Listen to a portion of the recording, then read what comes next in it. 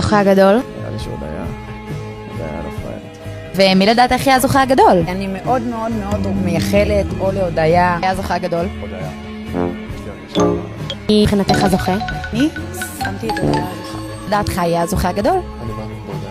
יהיה הזוכה הגדול. אני אמרתי את זה בתחילת העונה, אני חושבת הודיה. איך התחברת בבית? לקורן והודיה. והציפית להתחבר להודיה? האמת שממש לא. אחרי שמהרגע שהגענו, עשינו לה דייטו, ויצאנו מן הצדדים מאלפים, אני מתה על הודיה, ואני אוהבת אותה מאוד. מי הזוכה הגדול? הודיה כמובן. איך התחברת בבית? הודיה?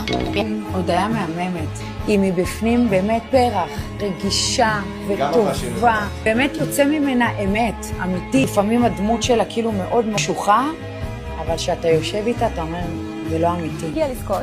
הודיה. כי היא עברה שינוי מטורף. אני ראיתי אותה מההתחלה, ועכשיו יצא לי גם לדבר איתה ממש הרבה שיחות עמוקות. היה לנו איזה פודקאסט כזה שעשינו בנסט, שהיא מאוד עזרה לי, מאוד היה אכפת לה.